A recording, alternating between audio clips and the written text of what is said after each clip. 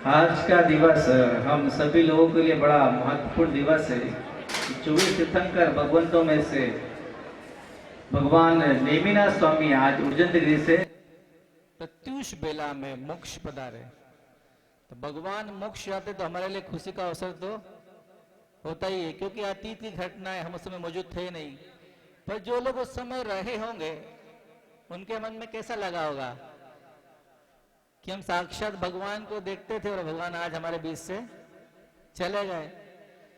तो तीर्थंकर या पुण्य पुरुषों की कोई भी क्रिया हम जैसे सामान्य लोगों के लिए पुण्यदायक होती है।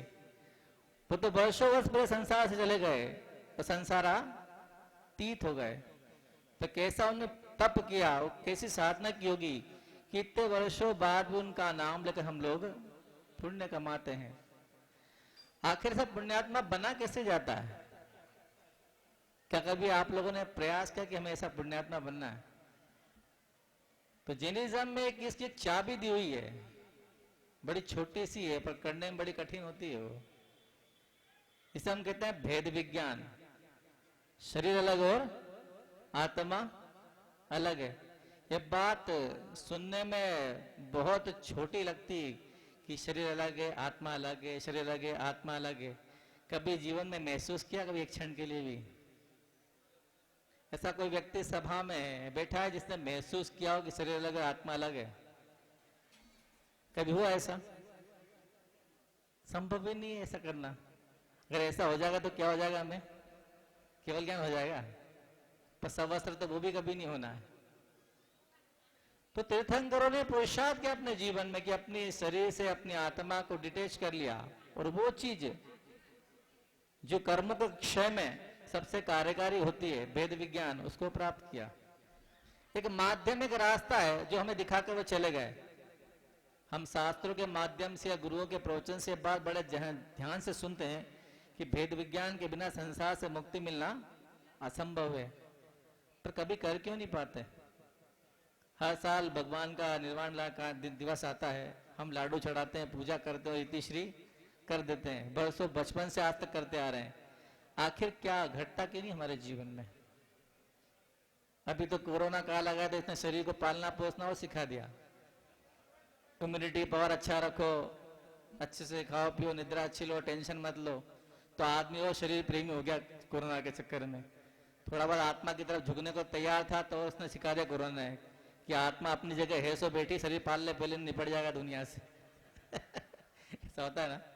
एक बार की घटना है कि एक किसी शहर के चौराहे से बुद्ध का प्रिय शिष्य उपगुप्त निकल रहा था। जवान था, सुंदर था, दिखने में स्मार्ट था, चूंकि भिक्षु था। तो उसी शहर में उस शहर की सबसे बड़ी नर्तकी वासव दत्ता रहती थी। जैसे उसने मार्ग से गुजरते हुए उपगुप्त को देखा, उस भिक्षु को देखा, तो उस पर मोहित हो गई। आप कहीं मांगी तुंगी गए आप लोग? तो मांगी तुंगी में एक प्रतिमा है जो दीवार की तरफ मुंह करके तपस्या कर रही है। किसकी है वो? बलभद्र की है ना। तो दिगंबर कई बार बहुत सुंदर होता है, इसका प्रतीक है बाहुबली भगवान। एक मिरेकल है कि दिगंबर भी बहुत सुंदर होता है, दुनिया के आश्चर्य में शामिल है वो। तो जैसे ही भिक्षु को वासव दत्ता ने देखा तो पोष पे मोहित हो गई। अब संसार का चक्र है कि कोई सुंदर चीज दिखती तो आकर्षित इंसान होता ही है, ह्यूमन साइंस ही है। तो उसने महल के झरोके से देखा कि उपद्रुप कहीं से जा रहा है। वो दौड़ी दौड़ी अपने महल से दौड़ी, तेजी से चढ़ा उतर कर उसके पीछे भागी। किसके पीछे? उपगुप्त के पीछे, उस भिक्षु के पीछे, कि भिक्षु ठहरो, भिक्षु ठहरो, भिक्षु ठहरो।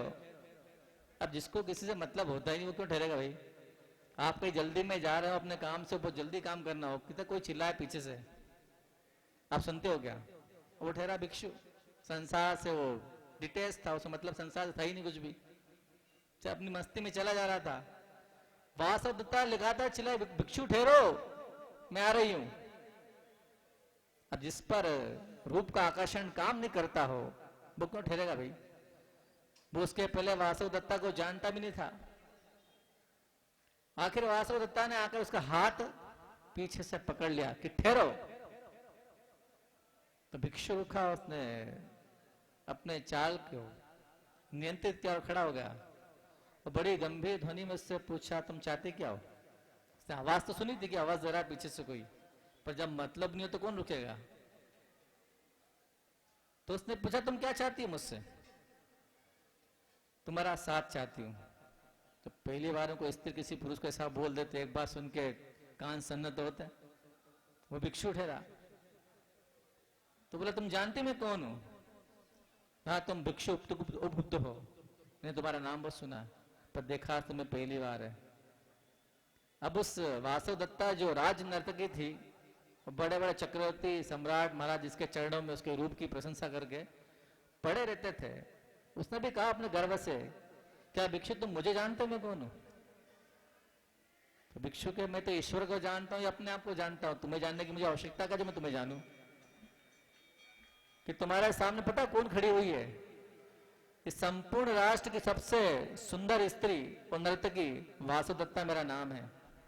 मेरे चरणों में अच्छे अच्छे सम्राट बिछे रहते हैं। मेरे रूप की एक राशि को देखने के लिए राजा लाइन लगा खड़े मेरे दरबार में खड़े रहते हैं। वो तुमसे कह रही है, क्या कह रही है कि क्यों अपनी काया को इतना कष्ट दे रहे हो भिक्षु? चलो मेरे महल में, चलो मेरे महल में। एक भटकने से तुम्हें क्या मिलने वाला है? क्यों भटक रहे हो संसार में?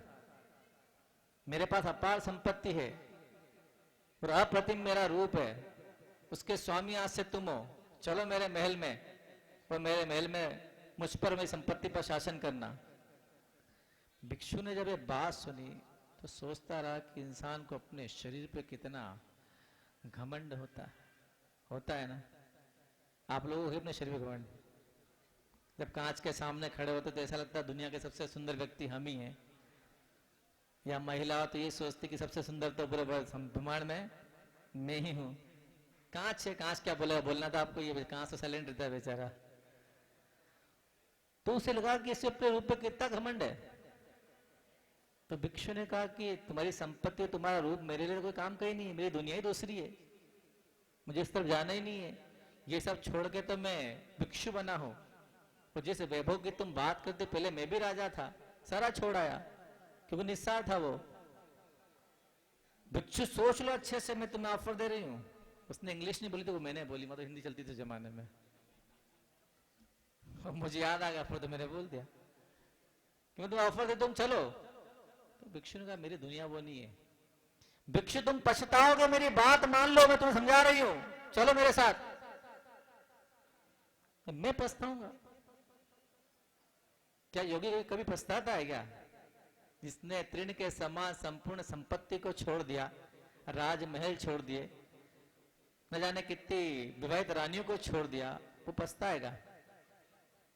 आप लोगों के हाथ से मान लो ऐसा अवसर चला जाता, आप पछताते कि नहीं पछताते हैं? सच बताना अपने मन की बात, सच बोलना। वो भिक्षु था, वो मैं क्या पछताऊंगा भाई, मुझे क्या दिक्कत है? तो उसके चरण पकड़, तुम्हें चलना पड़ेगा। तब भिक्षु की आंख में आंसू आते हैं। वो कहता है, वासव दत्ता, मैं तेरा भविष्य जानता हूं, मैं तेरा भविष्य जानता हूं। मैं तुझे वचन देता हूं, तूने मेरे चरण पकड़े, मुझसे निवेदन किया कि मेरे महल में चलो, पर अभी समय ठीक नहीं है, अभी मेरे चलने का समय ठीक नहीं है। मैं पक्का आऊंगा तेरे महल में और बिना बुलाए आऊंगा, पर अभी नहीं आऊंगा। वासव दत्ता की आंखें गीली थी। उसने पूछा, भिक्षु तुम कब आओगे? बोले जब उचित समय होगा तब मैं आऊंगा, पर आज मेरा जाना उचित नहीं होगा। आज मैं जाऊंगा तो मैं भी भटक जाऊंगा और तुम भी भटक जाओगी, पर मैं आऊंगा, तुमने मुझसे निवेदन किया। भिक्षु या सन्यासी का जीवन इतना गहरा होता है कि वो वस्तु में नहीं देख के वस्तु तत्व में झांक लेते हैं कि इसका वास्तविक जीवन क्या है। हर व्यक्ति अपने दृष्टिकोण से कई चीजें देखता है। जिस दृष्टिकोण से किसी वस्तु या व्यक्ति को आप लोग देखते हो, क्या उसी दृष्टिकोण से व्यक्ति या वस्तु को क्या हम लोग देखते हैं? आप वही जीवन जीते हैं जिसमें आप लोग रहते हैं, वो समस्याओं में घिरे रहते हैं। उसी जीवन को जीने के बाद भी आपके पास कई सारे सोल्यूशन होते ही नहीं है, और उनसे पूछने आते हैं जिन्हें वो जीवन छोड़ दिया है। आते हैं ना आप लोग, पूछते हैं महाराज जी या माता जी के पास जाके, महाराज जी या माता जी इसका सोल्यूशन बताओ। तो कई बार हम लोग सोचते हैं, बड़ी विचित्र घटनाएं घटती कि ऐसा कैसे पॉसिबल है, जो दुनिया हम छोड़ चुके हैं, जिसका हमें नॉलेज नहीं है, हमने व्यापार किया नहीं, गृहस्थी बसाई नहीं, कोई काम किए नहीं, उसमें तुम रहने वाले लोग हो, वो पूछने आते इसका रास्ता बताओ। तो कंट्रोवर्सी एक ही नहीं बताइए आप, जो जिसने लेसन पढ़ा ही नहीं हो उसकी बुक उसके सामने रख दीजिए, पढ़ के बताना इसमें क्या लिखा है, वो वाला किस्सा हो गया ना। तो वो श्रमण या श्रमणी या आर्यिका या जो भी चिंतक होते हैं, वो किसी भी वस्तु व्यक्ति को बहुत गहराई से देखते हैं, इसका आगे होने वाला क्या है। साधु वर्तमान को जीता है, भविष्य को देखता है। साधु का एक नेचर होता है, वो सारे काम वर्तमान के हिसाब से करेगा, तो वर्तमान में करते करते भविष्य में झांक लेंगे, भविष्य में इसका होने वाला क्या है। जैसे गुरु जी की कल्पना है कि हबीबुम का मंदिर बनना चाहिए, किसका बनना चाहिए, पत्थर का ना, ये गुरु जी की कल्पना, उनकी इच्छा। मंदिर तो आरसीसी का बन सकता है, कोई प्रॉब्लम है क्या, आराम से बनेगा, जैसा बनाना वैसा बना लो, वो जल्दी बन जाएगा। पर गुरु जी का दृष्टिकोण बहुत लंबा है, उनका जो पारदर्शिता, उनकी ट्रांसपेरेंसी बहुत लंबी है। वो कहते मंदिर तो बनाना ही है, तो ऐसा बनाओ ना जो कम से 1000 वर्ष खड़ा तो रहे। तो गुरु जी यही कहना चाहते कि अपना दृष्टिकोण बहुत आगे तक ले जाओ, कि आज में इसी मंदिर का निर्माण कर जाएं, जिसके दर्शन और पूजा 1000 वर्ष तक लोग करते रहे। कहते हैं साहित्य के हिसाब, इतिहास के हिसाब से कि शास्त्रों में वेद सबसे पुराना है, शास्त्रों में वेद सबसे पहले लिखा गया। पर धर्म कौन सा प्राचीन है, चूंकि आप तो जैन धर्म में है, आपको रटा रटा है, पर क्यों है, वाय, कोई आपसे पूछे कि जैन धर्म सबसे पुराना क्यों है, जिन धर्म, क्यों आज भी सबसे प्राचीन प्रतिमाएं जैन धर्म की मिलती है। 4000 वर्ष पुरानी प्रतिमाएं भारत में मौजूद हैं। ये इस बात का प्रमाण है कि जैन धर्म सबसे प्राचीन है। अगर हमारे पूर्वज अगर ये काम नहीं करते, समझदारी नहीं दिखाते, आज से कब से 4000 वर्ष पहले, तो क्या प्रतिमाओं को देखकर हम कह सकते थे गर्व से कि हमारा जैन धर्म कितना प्राचीन है। हर मंदिर, हर प्रतिमा एक इतिहास को जन्म देती है। तुम आज हो तो कल तुम्हारा अस्तित्व खत्म हो जाएगा, पर ये मंदिर और प्रतिमाएं तुम्हारी यशोगाथा को, तुम्हारे जैन धर्म की यशोगाथा को हजारों वर्षों तक गाती रहेगी। इन्हीं मनोभाव को लेकर आचार्य मुनि मंदिरों के निर्माण करवाते हैं कि इंसान आज है, कल चला जाएगा, पर ये मॉन्यूमेंट्स और ये मंदिर तुम्हारे जैन धर्म को हमेशा जीवित रखेंगे। तो गुरु ने कहा कि मैं आऊंगा लौट के, तो चिंता मत कर, पर कब आऊंगा ये मुझे पता है, तुझे पता नहीं है। वो रोती बिलकती छोड़कर वासुदत्ता उपगुप्त भिक्षु आगे बढ़ जाता है। समय का अपना क्रम होता है। इंसान जब अपने शरीर के सहारे जीता है, उस शरीर का उपयोग गलत कामों में करता है या बेढंग तरीके से करता है, तो शरीर तो एक मशीन है, सही उपयोग करो तो सही साथ देता है, संसार से पार लगा देगा, वो गलत करेंगे तो नरकों में डाल देगा। वो वासुदत्ता थी, नरकती थी, उसका जीवन तो वही था जो जी रही थी। उसने अपने जीवन को वहीं लगा दिया जहां वो थी। समय का अपना चक्र है, चलता रहा। बरसों बरस बीत गए, भिक्षु अपनी दुनिया में मस्त था, वासुदत्ता नर्तकी अपनी दुनिया में मस्त थी। लगभग काफी वर्ष बीतने के बाद एक बार उपगुप्त उसी रास्ते से गुजरा, तो देखा कि नगर के बाहर उद्यान के पास कहीं पे एक पोटली में बंधी हुई सी कोई वस्तु पड़ी हुई है, उसमें से आवाज आ रही है नगर के बाहर। उपगुप्त उसके पास पहुंचा, देखा है तो किसी इंसान के कराहने की आवाज है जो पोटली में बंद जैसी थी। उसके पास पूछा, देखा इंसान की आवाज है। ये सन्यासी और योगी बड़े हैं ना, ऊपर से कड़क दिखते हैं, अंदर से बड़े नरम होते हैं। देखा है ना आपने गुरु जी को, पैर में छाले हैं और चल भी नहीं पा रहे हैं। स्थिति ऐसी कि दिन भर में 3 से 5 मिनट चल पाते हैं, थक जाते हैं। तो उनका संकल्प क्या है, मुझे वहां पहुंचना है जहां उन्होंने सोचा है। क्या सोचा हो तो वो जाने और केवली जाना है, पर जो सोचा परफेक्ट सोचा। वो जहां जाएंगे, क्या अपने लिए जा रहे हैं क्या? वो अपने लिए भी नहीं जा रहे, हमारे लिए भी नहीं जा रहे हैं। किसके लिए जा रहे हैं? आप लोगों के लिए। जहां भी जाएंगे प्राणी मात्र के कल्याण के लिए जाएंगे, कोई भलाई होने वाला व समाज का और राष्ट्र का, वो इसीलिए जा रहे हैं। ऐसी भीषण गर्मी की रोड तवे जैसी तपती है। और गुरु महाराज आजकल तो आहार भी बहुत कम लेते हैं, चल नहीं पा रहे हैं, पर उनका अदम्य साहस है। अच्छा, विद्यासागर महाराज की यही तो खासियत है, जो मन में ठान लिया दुनिया इधर की उधर हो जाए, पर करके ही मानते हैं। आज से सब लोग नमोकार मंत्र की माला फिरना, जब तक गुरुजी वहां नहीं पहुंच जाए जहां उनको पहुंचना, कि गुरुजी स्वस्थ रहे और निर्बाध उनकी यात्रा हो और अपने गंतव्य तक वो पहुंच जाए। योगी जब भी कदम बढ़ाता है या कोई शब्द बोलता है तो प्राणी मात्र के कल्याण के लिए बोलता है। पर किसी की अगर बुद्धि खराब हो, जिसको कोई बात समझ में आती ही नहीं हो, जिसका भेजा ना उल्टे दिमाग का है, उसको बात उल्टी समझ में आती है हमेशा।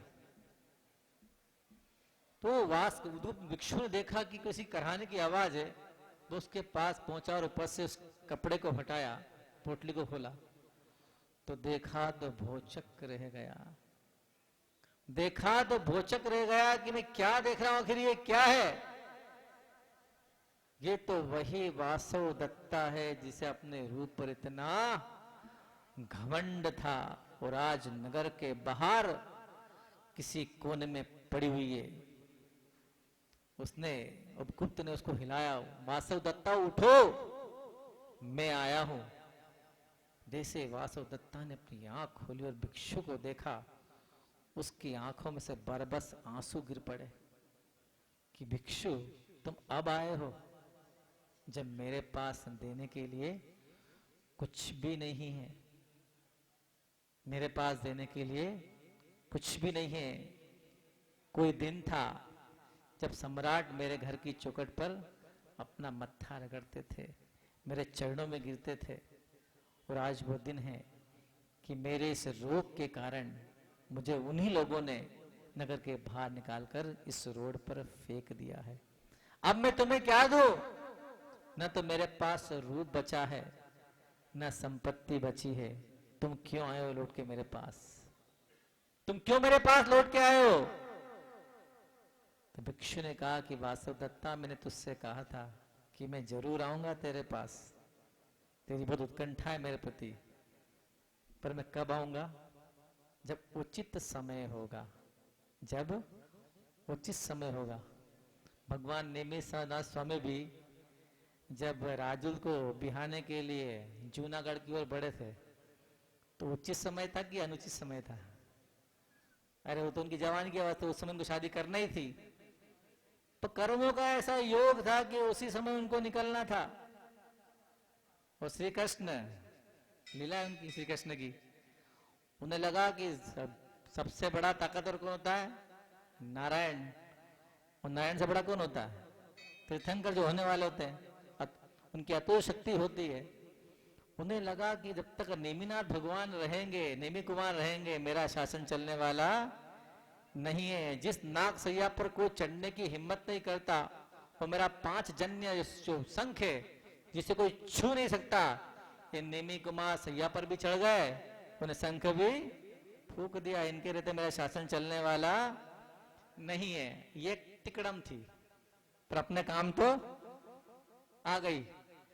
ऐसा स्वांग जा श्री कृष्ण ने उस एक बाड़े में सारे पशु इकट्ठे करके बांध दिए।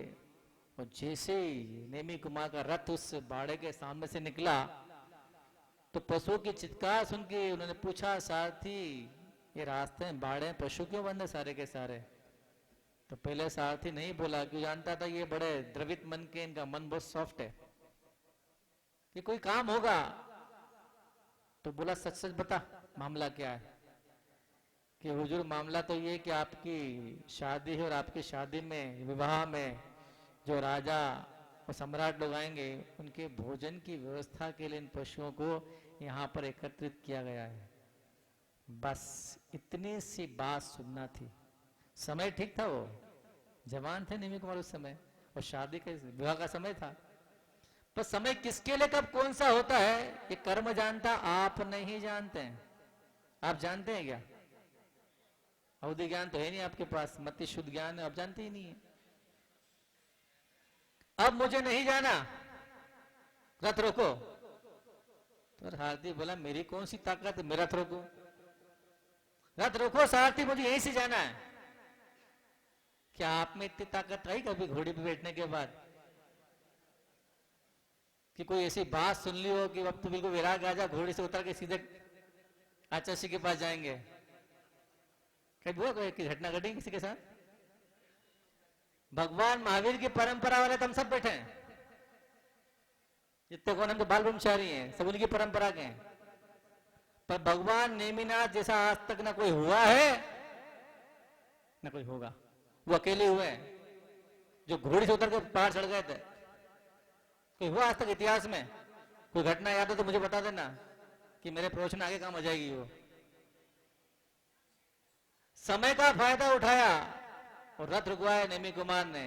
वो कहां चढ़ गए? सीधे जूनागढ़ की पहाड़ी पर। जब राजुल को पता चला तो राजुल कहेंगे पीछे पीछे कि 10 भोग का संबंध है। जब मन से पानी ग्रहण संस्कार हो ही गया है तो जो मेरे भरतार का होगा वही तो मेरा होगा। क्या आपकी कन्याओं में तो संस्कार है? आज कोई ऐसी घटना घट जाए तो पूरा खानदान कहां जाएगा? बता दो कहां जाएगा? महिला आयोग में कि चलो पूरे खानदान को घेरते हैं। इसने सगाई की भी नाटा तोड़ दिया, गड़बड़, हमारी इमेज है कि नहीं कुछ? 12 क्या संस्कार थे। नेमी कुमार भी जवान थे और राजुल भी जवान थी, पर एक घटना ने पूरा बदल के रख दिया। वो सीधे पहाड़ चढ़ गए और जाकर दीक्षा धारण कर ली। तो नेमी कुमार एक ही से हुए आज तक, भगवान महावीर जैसे तो बहुत हुए।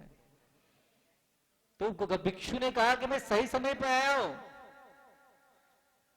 उसकी आंखों में से आंसू निकल आए कि भिक्षु तेरी बात ने उस समय मान लेती।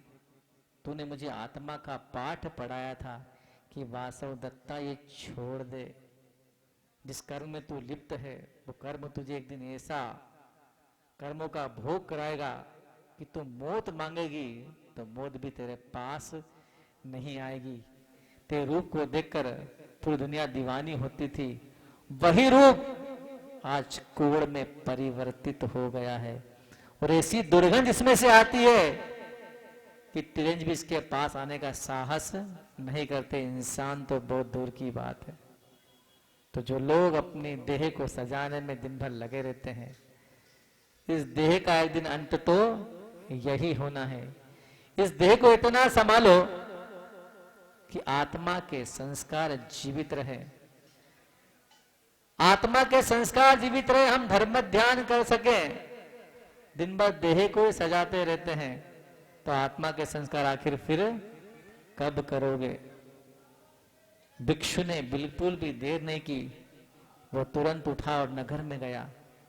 वो जाकर कुछ औषधि लेकर आया। औषधि लाकर वासव दत्ता के कोड़ के घाव को उसने साफ किया और कहता गया कि वासव दत्ता तेरा बड़ा उपकार है मुझ पर, तेरा बड़ा उपकार है मुझ पर कि तूने मुझे सेवा करने का अवसर दिया है। तो उस समय मेरा हाथ नहीं पकड़ती और मुझसे नहीं कहती कि रुक जा भिक्षु, आगे मत जा, मैं तेरे चरणों में बिछी हूं। पर धन्य मेरा वैराग्य जिसने मुझे रोक लिया और मैंने कहा था कि मैं आऊंगा वासव दत्ता, उस सही समय पर आऊंगा। और आज मैं सही समय पर आया हूं जब तुझे मेरी गहरी आवश्यकता है। भिक्षु ने अपने हाथ से उसके घाव को साफ किया। वो घाव को साफ करते करते वासव दत्ता की आंखों में से लगातार आंसू बहते रहे। वो उसे धर्म का पाठ पढ़ाता रहा और वासव दत्ता निष्प्राण होने के बाद भी उसके शरीर में कोई ताकत थी ही नहीं, वो तो कोढ़ से ग्रसित थी। सुनती चली गई और जैसे उसे कहा कि वासव दत्ता अपने पापों का प्रायश्चित कर ले, अपने पापों का प्रायश्चित कर ले। जो इंसान अपनी गलतियों का प्रायश्चित कर लेता है वो शुद्ध हो जाता है। एक बार किसी संत से किसी ने पूछा कि एक बात बताइए कि श्वेतांबर समाज और दिगंबर समाज में समृद्धि को लेकर या प्रॉस्पेरिटी को लेकर या पावर को लेकर इतना गैप क्यों है? किसी ने पूछा है शब्द। ऐसा देखने में आता कि श्वेतांबर समाज बहुत संपन्न है, उनकी पावर दिगंबरों की अपेक्षा बहुत ज्यादा है। कि संत से पूछा था किसी ने, तो बहुत देर विचार करना संत बोले कि मुझे एक कारण समझ में आता है, जो समृद्धि का डिसबैलेंस है श्वेतांबर और दिगंबरों में। बोले क्या? आपको पता है क्या है वो? सोच लो अच्छे से, समय दे रहा हूं। दोनों समाज में समृद्धि का जो बैलेंस, जो अंतर है, वो आखिर क्यों है? उसका उन्हें कारण जो बताया वो बहुत सटीक कारण था। उन्होंने कहा कि 24 तीर्थंकर भगवान की भक्ति तो दिगंबर भी करते हैं, श्वेतांबर भी करते हैं। गुरुओं की सेवा दिगंबर भी करते हैं और श्वेतांबर भी करते हैं। भगवान की पूजा दिगंबर श्रावक भी करता है और श्वेतांबर श्रावक भी करता है। पर एक काम है जो दिगंबर श्रावक बहुत कम करता है। बताओ क्या है वो? उसका अंतर है प्रतिक्रमण या अपना प्रायश्चित। उस संत ने कहा है बात कि श्वेतांबर संप्रदाय में एक बार पूजा वो कम करें, पर दिन में 2 बार प्रतिक्रमण तो वो अवश्य करते हैं। स्थानक परंपरा जो है उनका सिर्फ प्रतिक्रमण ही होता है। मैं किसी संप्रदाय की तारीफ नहीं कर रहा, बता रहा हूं कौन सा अच्छा गुण में है। वो गलती करते हैं तो दिन में 2 बार प्रायश्चित भी करते हैं उसका। और दिगंबर संप्रदाय में तो प्रतिक्रमण की कोई एक साधारण श्रावक तो कभी करता ही नहीं। तुम गलती पे गलती, गलती पे गलती, गलती पे गलती करते चले जाते हो। उसका प्रायश्चित कब करोगे ये तो बता दो। धारणा ये बनी कि प्रायश्चित प्रतिक्रमण करना तो मुनि आरिकाओं का काम है या व्रतियों का काम है, हम क्यों करें? तो गलती क्या हम ही लोग करते हैं सारी? तुम साफ सुथरे हो सबके सब, सर्टिफिकेट लेके आए तो ऊपर से कि हम गलती करते ही नहीं है। अपनी गलतियों का प्रायश्चित जो करेगा उसके पाप भी तो क्षय होंगे। हम क्यों करते हैं प्रतिक्रमण? कि दिन भर में क्रियाकलाप में करते समय जो मूल गुण संबंधी दोष लगे हैं उनका प्रायश्चित हो जाए और प्रतिक्रमण करके शुद्ध हो जाते हैं। तो तुम्हारी भी तो ड्यूटी बनती है अपनी आत्मा के प्रति कि अपने जीवन को शुद्ध करो। तो कितनी सी बात ने कितना सारा बैलेंस में अंतर कर दिया। सोचो, जो गलती करे उसका प्रायश्चित करे, उसके पाप कम होंगे नहीं होंगे? तुम पूजा करके पुण्य तो बढ़ाते हो, उसमें कोई दो राय नहीं है। तो एक काम और कर लो, रोज प्रतिक्रमण करो। जब मंदिर में आओ तो पूजन के बाद प्रतिक्रमण अवश्य करो और रात्रि में विश्राम करने के पहले फिर करो प्रतिक्रमण। अपनी गलती की आलोचना तो करो, तब तो पापों का क्षय होगा।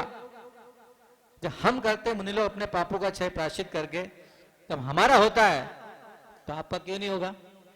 बस यही अंतर था उसने कहा दोनों संप्रदाय में। वासव दत्ता ने अपना प्रतिक्रमण किया, प्रायश्चित मांगा, वो भिक्षु मुझे प्रायश्चित दे दो। भिक्षु ने उसे प्रायश्चित दिया, वो शुद्ध हो गई।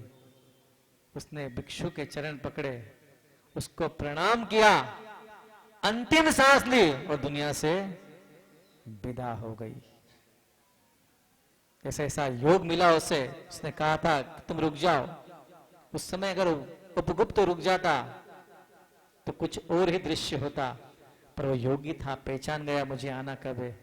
योगी जानता है कि श्रावक का भला कब करना है। कुंभकार को पता होता है कौन सी थाप मुझे चोट कहां लगाना है ताकि कुंभ आकार ले ले।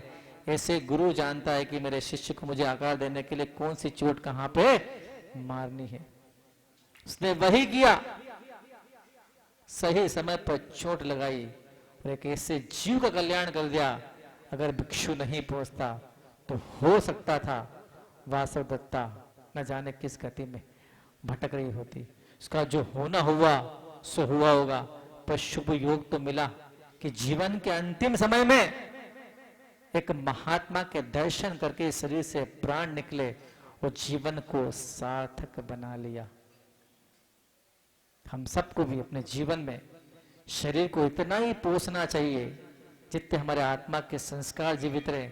हम जैन कुल में जन्मे हैं, ये पहला धर्म ऐसा है जो संसार से मोक्ष की बात आपको बताता है। बाकी सब तो ठहर जाते हैं कहां पे जाकर, बैकुंठ या स्वर्ग तक। ये स्वर्ग से तो शुरू होता है और मोक्ष तक ले जाता है। पर जिस कुल में जन्मे हो उस कुल का निर्माण किसने किया, उसमें कौन ऐसा मनीषी तीर्थंकर हुए जिन्होंने महात्मा का पाठ पढ़ाकर मोक्ष का रास्ता दिखा दिया। हम ज्यादा नहीं कर पाते, कोई बात नहीं, पर हमारे जहन में आत्मा के संस्कार जीवित तो रहें कम से कम। हम तो भूल चुके हैं इस समृद्धि की दौड़ में कि हम क्या कर रहे हैं।